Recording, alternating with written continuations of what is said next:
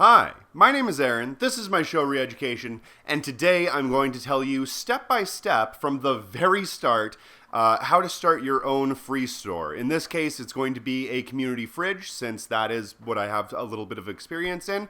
So without any further ado, let's get into it. Okay, so the very first thing that I want to say is this is something that you can technically do by yourself.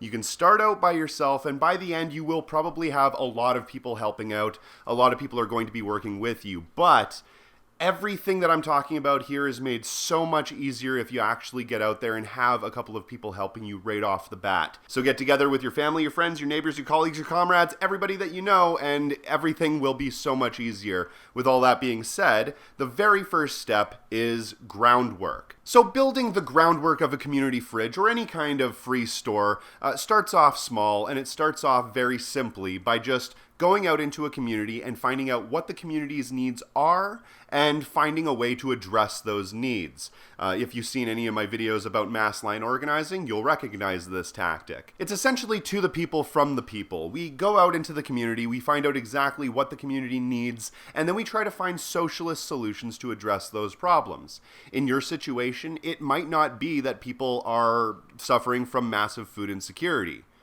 Likely, no matter where you are, people are going to be suffering from that. In your area, that might not be the highest priority. Possibly the highest priority is paying rent or making sure people aren't getting evicted. It might be that there are a lot of homeless people around and they just simply don't have shelters. So whatever the community's needs are, you want to find a way to address those needs. And at the same time, you want to make sure that you're playing to your own strengths. Not all of us are going to have the exact same talents, and not all of us are going to be able to do every single thing. So you want to make sure that whatever you're trying to put out there, whatever solution you're trying to create, it has to be something that you yourself can actually do. So don't try to bite off more than you can chew. Don't try to jump into the deep end before you know how to swim. Everything starts off small, but that's okay because you will be able to make it a lot farther if you do start off by meeting yourself and your community where you're at. Alright, so that leads us to step 2. Step 2 is starting a conversation.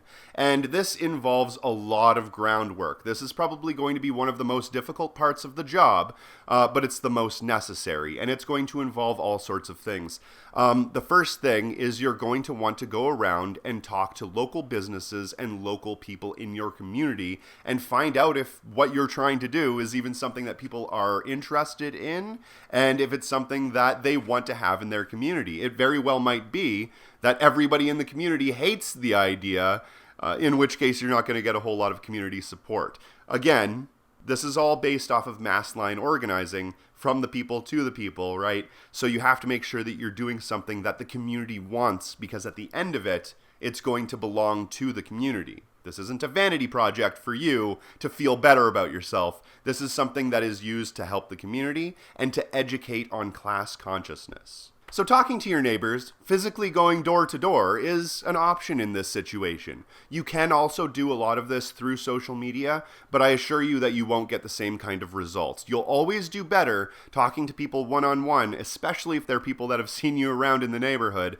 than you ever will by trying to talk to people anonymously online. That leads us into the next bullet point, which is start a social media account. You want to make sure that you're getting out there. You want to make sure that people see you and your organization. You want to make sure that people are getting involved. And a great way to do that is to have some sort of hub where people can get into contact, where people can start volunteering, and where people can actually have a place where they can look to find out what the progress of the project actually is. And also, this is a great time to start taking in donations and funds to be able to actually build the structure that you're going to need and find the refrigerator and that sort of thing, which we're going to talk about in the next few steps. While this is happening, you have to be reaching out to businesses because you're going to need a few things. First of all, you're going to need a fridge. You're probably going to need somebody to build the enclosure where you're going to put that fridge. Many people don't have those sorts of skills, unless you do. If you do, great. But if you don't, you're probably going to need somebody that can do that for you.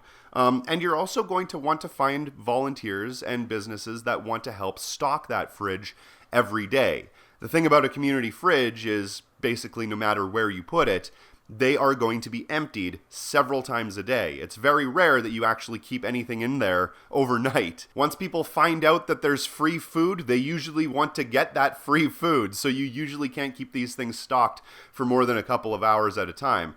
But that's okay, because you would be surprised how many people in your community are willing to donate all of the time and actually help out this sort of initiative. When I did it myself, we actually have had donations from all over the place. The Salvation Army would donate.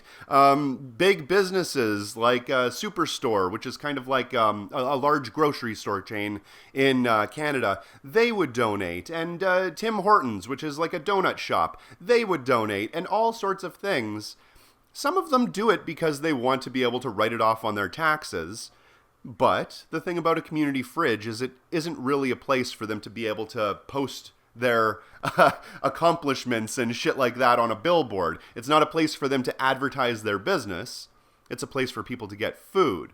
And if you dissuade people from putting up advertisements on there, unless it's, a bulletin board or that sort of thing, dissuade away from large signage saying sponsored by Tim Hortons, then it's going to actually closely follow along with the ideals of a free store. Now, that isn't to say that you couldn't get sponsorships from large corporations. You probably could, but every time you do that sort of thing, you're kind of playing a little bit of a deal with the devil. And think of how insulting it is when you have the brand name of some corporation on the side of a free fridge when the people can't actually go to that store and get any of the food fresh.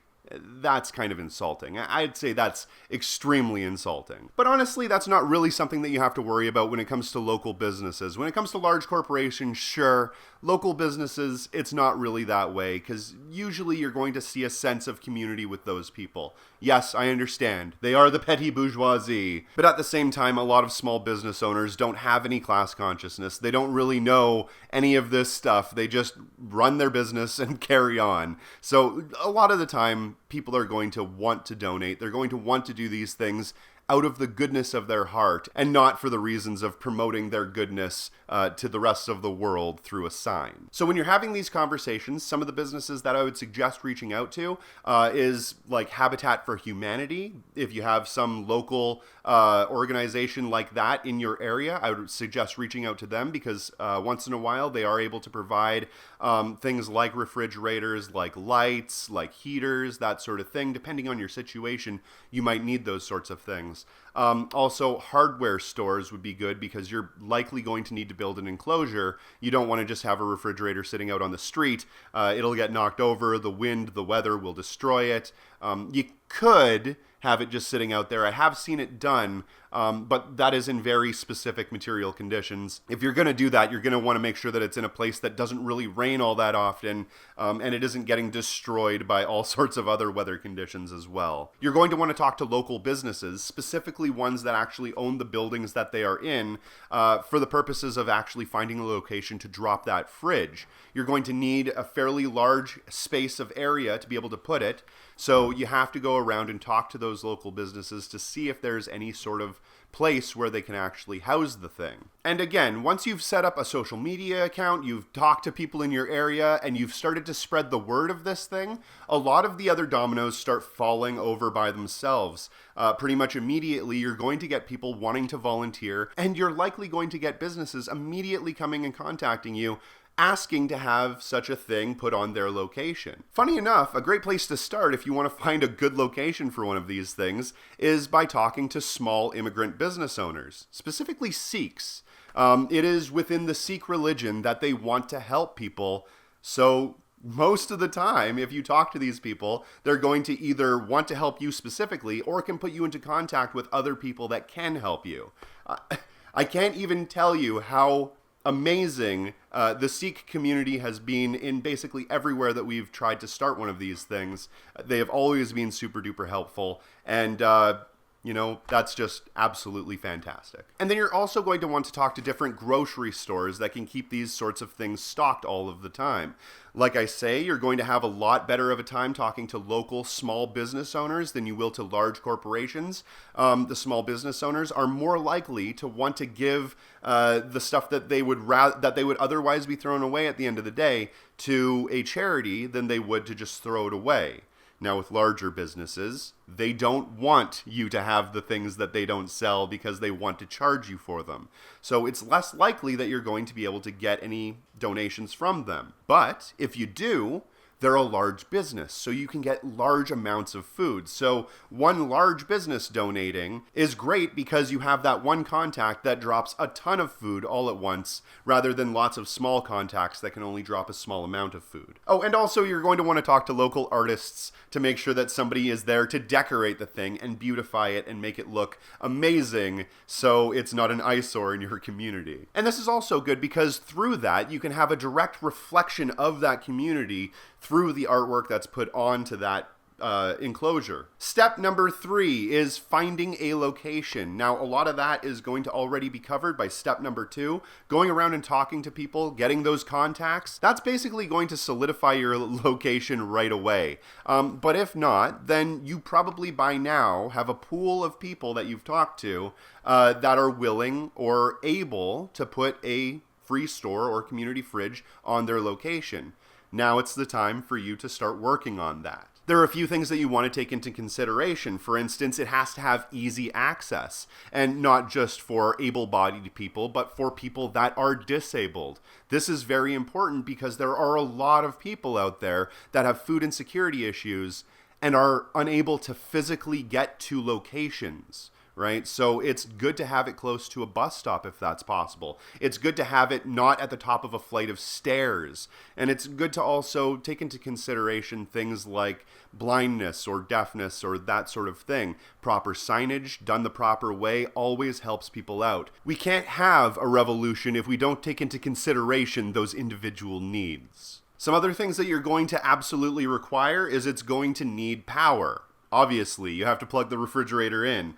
You may also need an enclosure, which is going to probably have to be heated if you have winter. If you don't have winter, then, fantastic. But usually people have winter, and in which case you're going to need to actually keep the enclosure above 0. You're going to not necessarily want to keep it at room temperature. That might not be feasible, but you're going to need to keep it at a certain temperature to make sure that the compressor inside of the refrigerator itself doesn't get affected, and a lot of the mechanical instruments and that sort of thing don't end up getting frozen or broken or become brittle or that sort of thing. So you're going to want to take all of those things into consideration. I would suggest talking to local tradesmen and finding out exactly what they would suggest for that situation in your neighborhood, in your area, because they're probably going to know best what that environment requires and what the necessities are going to be to actually install such a thing. So I would suggest talking to electricians, HVAC people, that sort of thing. Get a professional opinion, because you don't want to make any sort of mistakes, because this whole thing is going to cost a lot of work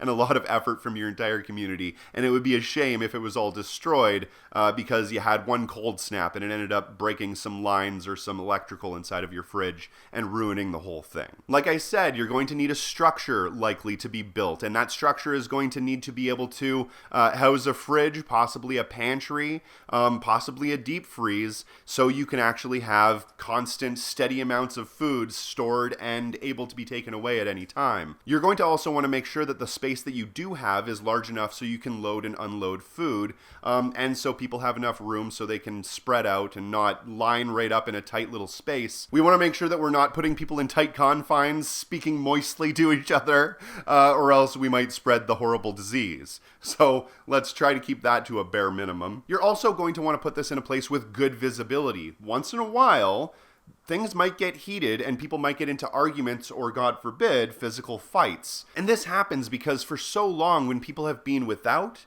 the second that they are given the opportunity to have something that they usually never have access to, their survival instincts begin to kick in, panic begins to kick in, and they just want to take a bunch of food, take it home, and basically hoard it because they're not sure when this is going to ever happen again. And hopefully if you've done everything correctly and that fridge is able to stay up for a long time, that feeling from those people will eventually subside and they won't feel that terrible need to run out and just grab everything that they can. People who have gone without for so long are suffering from real trauma. It's not easy having to live in a world where you never have enough food to eat.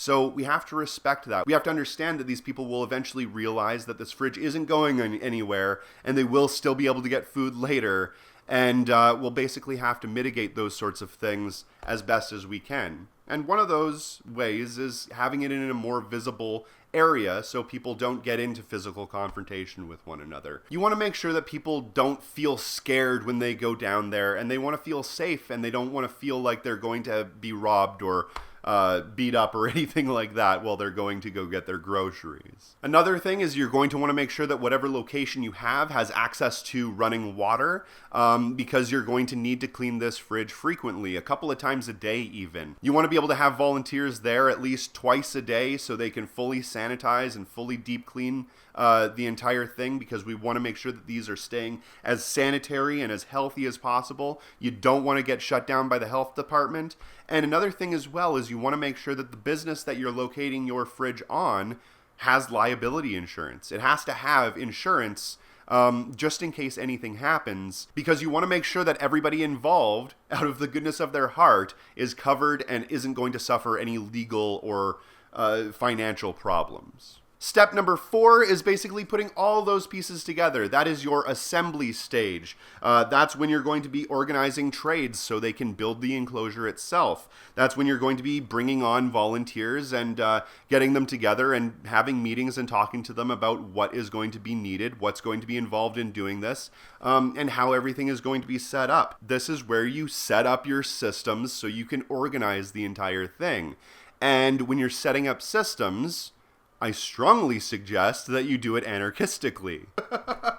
Obviously, you want this to be a decentralized democratic organization. You don't want to be the guy at the top making all of the rules, because if you do, you're a piece of shit. Stop doing this for the wrong reasons. This is for your community, not for you. So you want to make sure that everything is set up as democratically as possible. Right away, you're going to want to find specific roles. You're going to need team leads, specifically people that are going to handle, say, culinary department. You're going to want to have people that are handling organizing the volunteers. You're going to want to have somebody that's handling maintenance. You're going to want to have somebody that's handling other things. Treasury, for example, social media, for example. Those are all things that you're going to want to have people working in. And to get that, you're going to basically have to elect people into those positions democratically.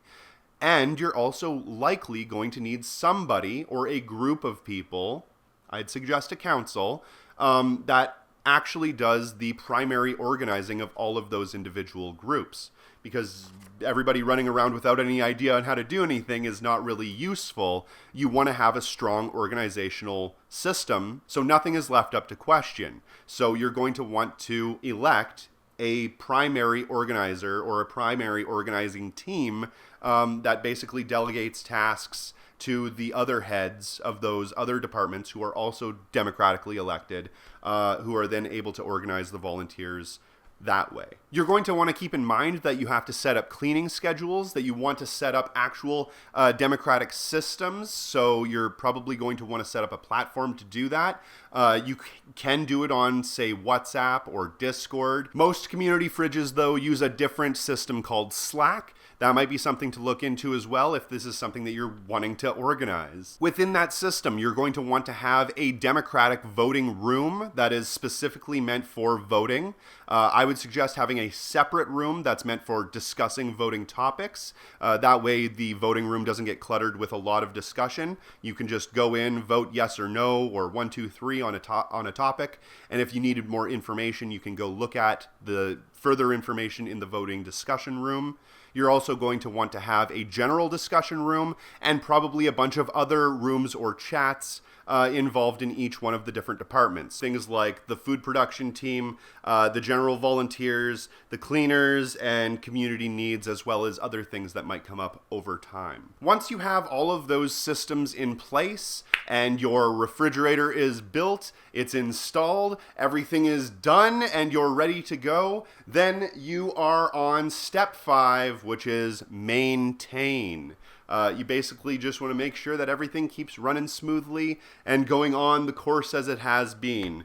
So that basically means setting up monthly or daily donations from local businesses, that sort of thing, making sure that you're keeping up with the schedules and keeping up with the democratic voting on who is doing what and how they're doing it and what those jobs entail, that sort of thing.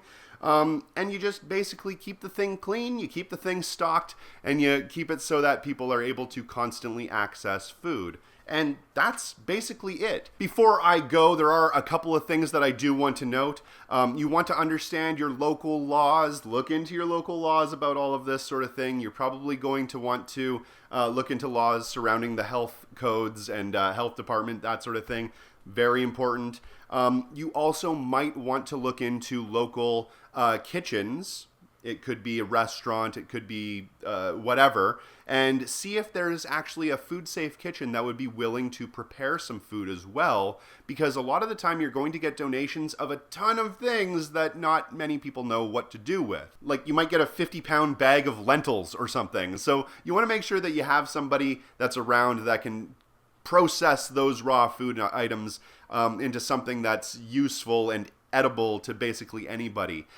Remember that a lot of the people that are going to be accessing this are not going to have homes. If they do have homes, they might not have access to an oven. So a lot of the things that you have in there hopefully could be ready-made, pre-prepared, that sort of thing. Everything has to be labeled. Everything has to have dates. Best before dates, that sort of thing. Here, one of the laws is there's no raw meat allowed to be stored anywhere. So any meat that's stored has to be processed, that sort of thing. And the most important thing that you have to remember is that this is political. This is not just a grocery store. This is something that we're using so we can spread class consciousness. So make sure that you're putting up posters, putting up signs, making sure that people are able to use this as an educational hub as well as a nourishment hub to be able to get the food that they need, because we need to spread class consciousness. That's part of the whole goal of creating these kinds of dual power structures. So get out there, get active. Politics is not a spectator sport. Get in the game. Anyway, my name is Aaron. This is my show. Thank you very much for watching. If you do get a chance, check out all the links in the description box below. Hit the little bell button. They're never going to tell you when I release a new video. And they're unsubscribing people literally every single day. So make sure you're still subscribed. And donate to my direct action fund. That's how we're able to get out there on the streets and actually do this sort of thing. And we're actually starting another fridge right now, or at least we're setting up the groundworks to be able to. So check us out down there. There'll be a link in the description box below. Thank you, everybody, and have a nice day.